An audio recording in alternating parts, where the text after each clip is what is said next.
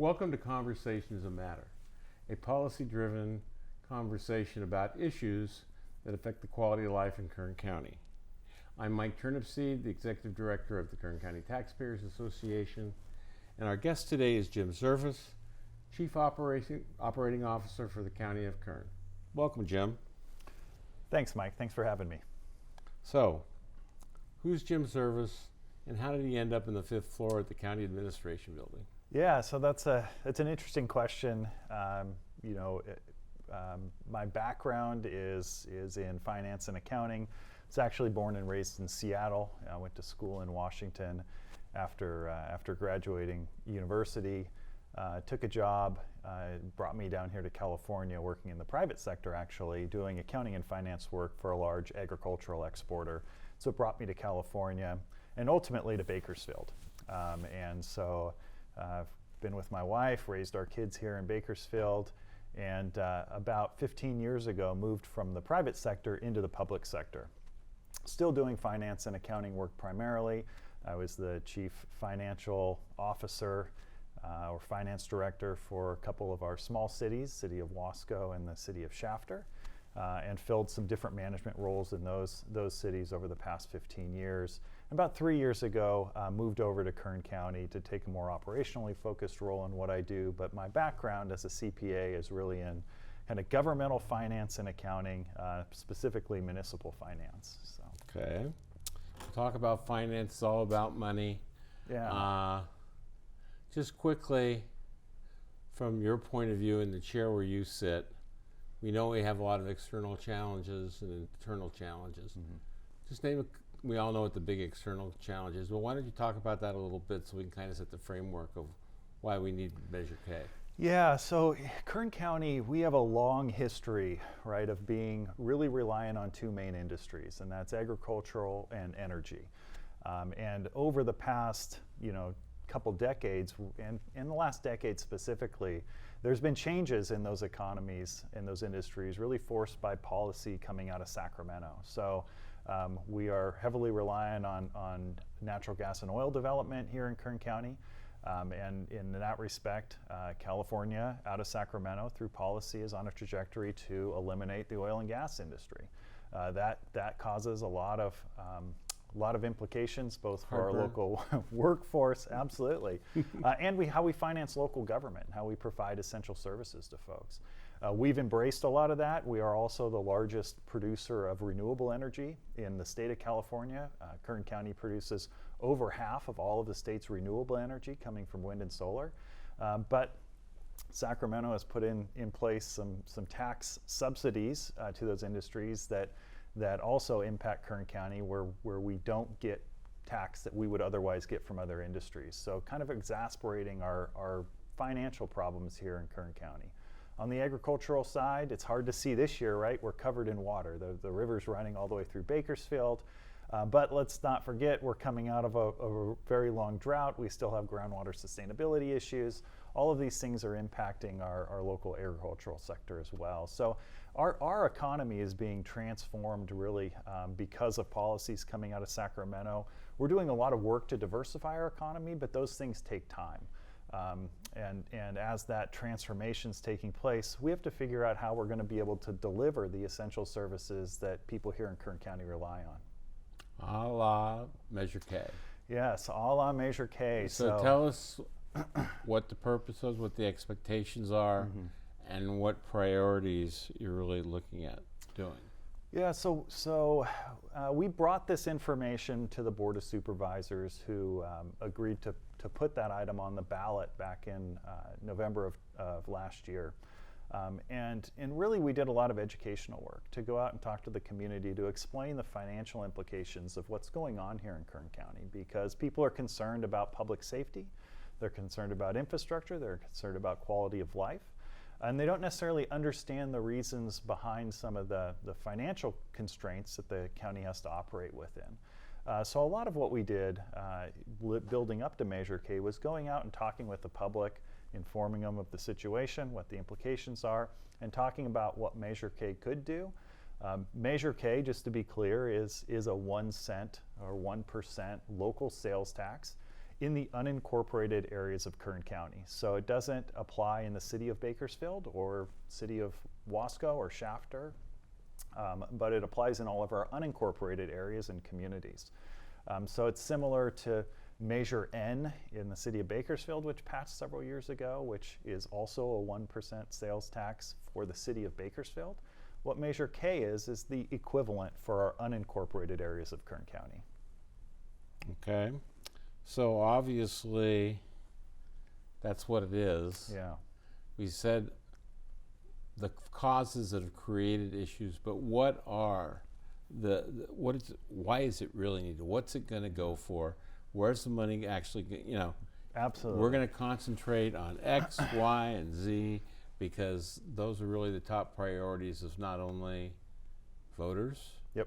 but the taxpayers and residents. Yeah, so leading up to Measure K, we surveyed our community on 2 separate occasions with formal surveys to understand what the main concerns were from people within unincorporated Kern County and the cities within Kern County, but we're primarily talking about unincorporated Kern County here.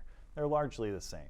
People are concerned here with public safety, our ability to recruit and retain sheriff's deputies, firefighters, paramedics, the 911 response system. People are concerned with property crimes, right? So there's a lot of public safety concern. That was the #1 priority we heard back from the community.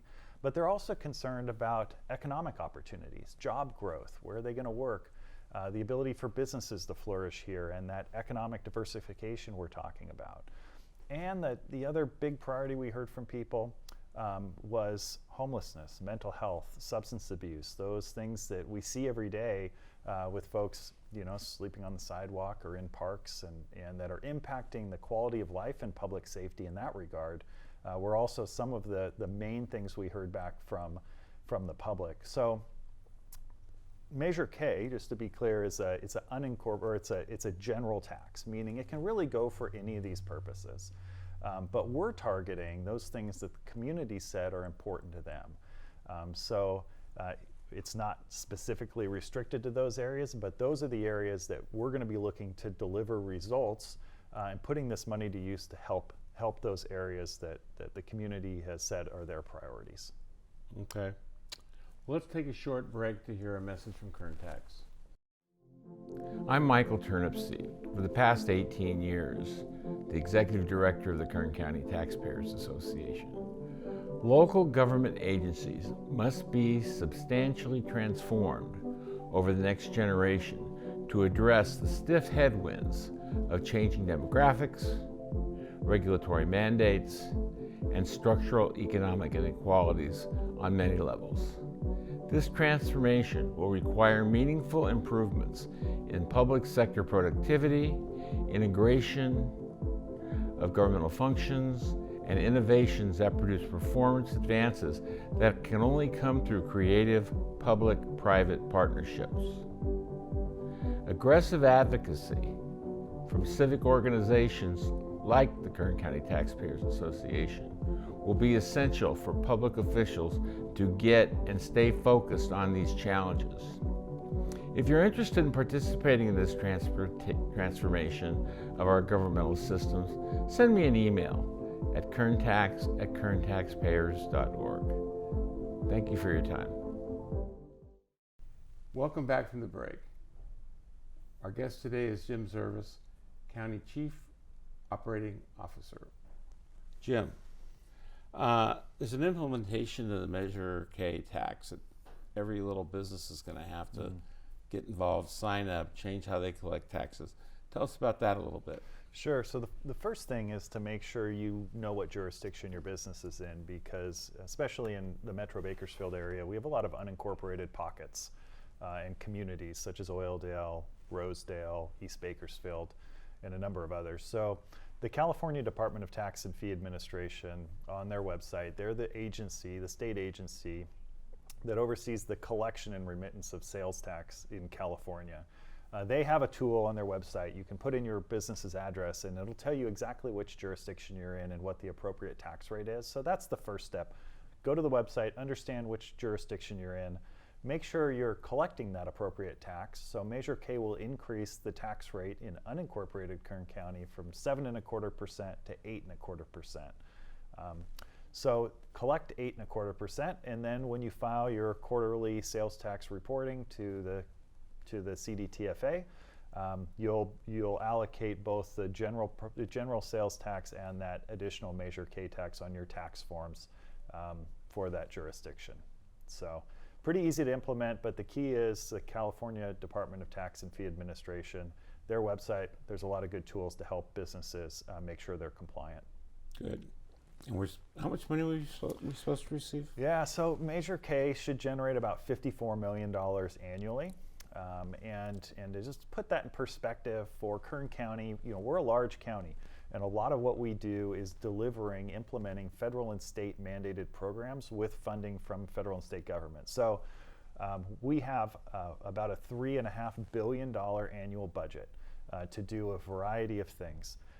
But we only have about $400 million of what we call discretionary revenue. That's mostly local property tax, local sales tax, that we use to do local public safety, local libraries, parks, graffiti abatement, a lot of the kind of local services that our citizens or our residents here rely upon. So $400 million of that, as I said, Measure K will generate about $54 million. So that's about a 12% increase in that discretionary revenue pool, just to help put it in perspective. So we're going to have $54 million to spend, and there are a lot of needs, and how you prioritize the needs.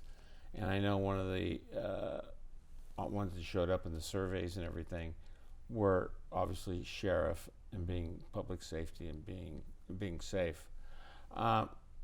Some of the services the sheriff provides aren't just in the rural county. They provide services to every city resident too. Mm-hmm. And I think if you polled everybody, above everything, I think now is becoming homelessness. I think homelessness is getting worse. I know there's vacant space, and I don't know how much is going to be left over when you come back, but I think they're taking a pod just for the mentally challenged homeless. And I mean, I don't know if we need to take guards to guard them. Maybe it's more like a hospital with mental health workers. Mm-hmm.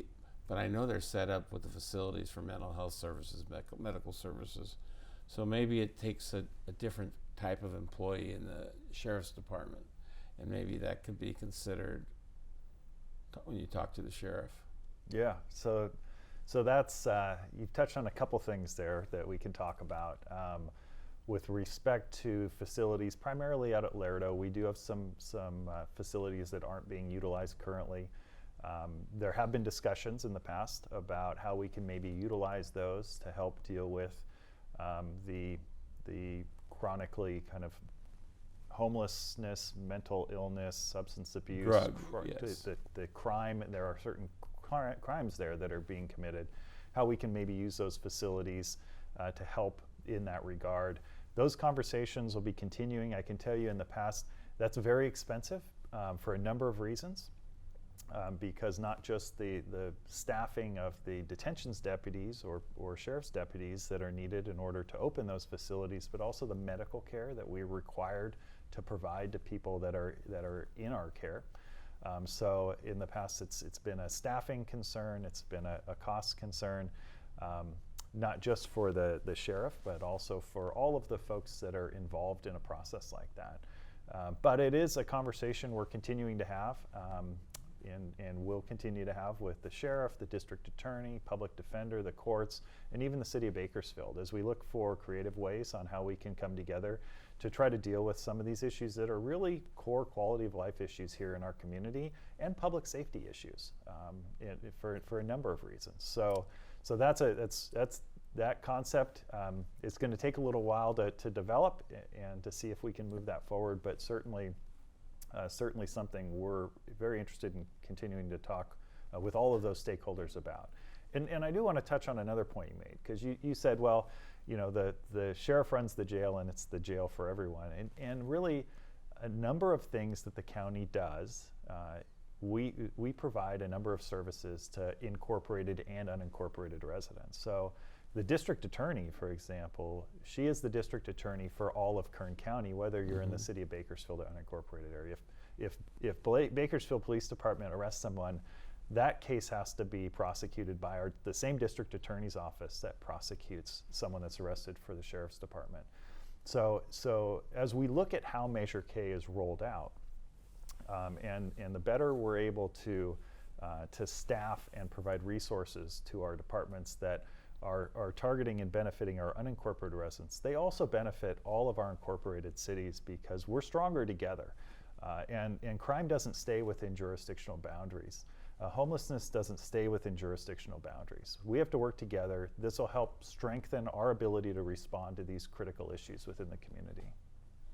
That's a good thing. Yeah, it is a good thing. Makes a village. Yeah. Because I guess the problems that we face are really complex, and there are no necessarily boundaries.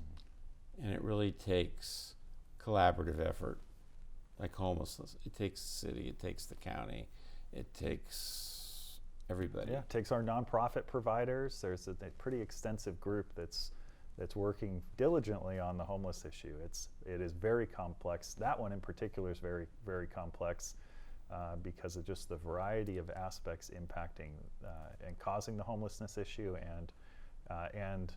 and the rules, the state laws and court rulings that come into play that really kind of limit our ability to address it in a number of ways. So. Okay, and I think that that's the important thing, that we have to look at things differently. Yeah. Take down the little silos and barriers and say, the only way we get this solved is working together. And it's happened a little bit with the homelessness. The county provides a lot of services to the city shelters and stuff, but that's an important thing. Well, it's time for another break. We'll be back in a minute after another short message from Kern Tax. Hello, I'm Kristen Dowd, and I serve on the Kern Tax Board of Directors. Kern Tax engages in complex regulatory issues such as utilities and other matters that are of great importance to our community and the businesses that exist here in Kern County. Welcome back to Conversations That Matter. We're having a conversation today with Jim Zervis, County Chief Operating Officer. One thing about Measure K we haven't talked about yet is a lot of people talk about is the transparency and the process. And we go to budget hearings and a few people show up.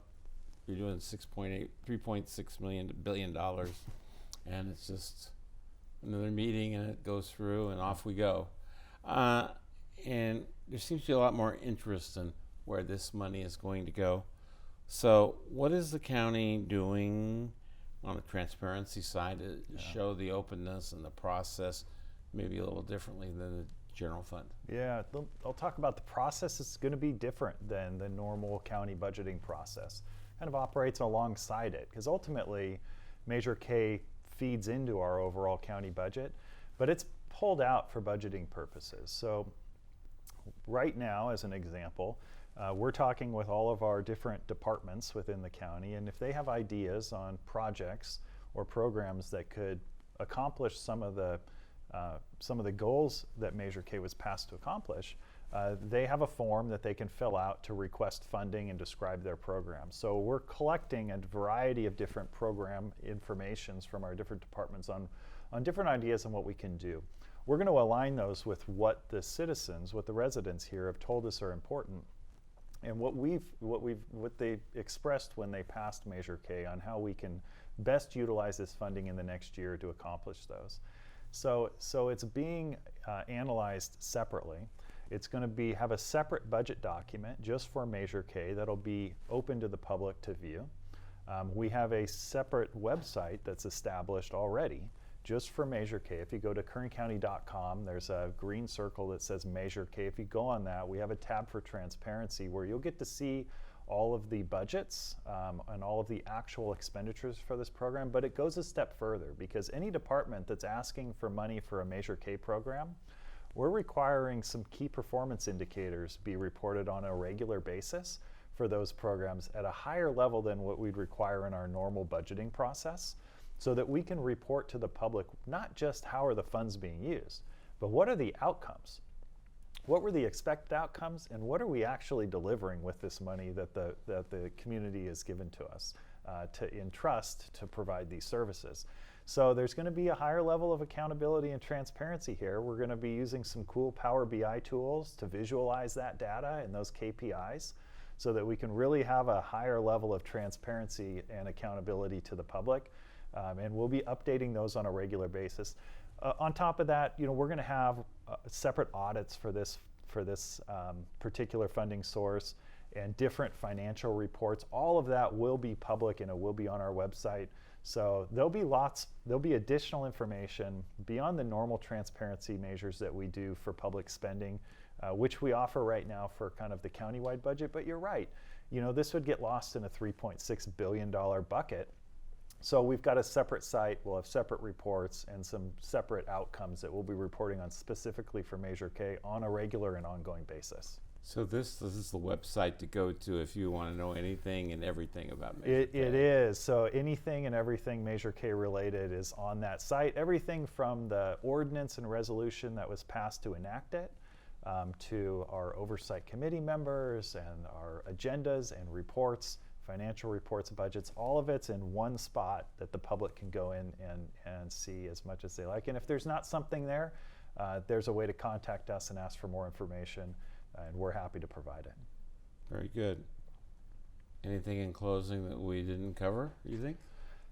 No, just that this is our first, round of evaluating these programs and kind of getting things invested in the community. We're looking forward. We're excited to be able to deliver some improvements in service levels, try to accomplish some real deliverables for our Board of Supervisor members, deliverables to improve the quality of life for our residents here with this funding. So I would encourage the public, stay tuned, take a look at our website, because there's going to be more information coming on how we're putting this money to use for the benefit of residents in Kern County. Thank you, Jim Zervis, for joining us today. Thank you for having me. Kern Tax would also like to thank the video production class at the Career Training and Education Center at Kern High School District for providing the facilities and video production of this video. Most importantly, we want to thank our viewers who watched today. If you have any questions, please feel free to contact us by email at kerntax@kerntaxpayers or go to our website, kerntaxpayers.org. So with that said, good day.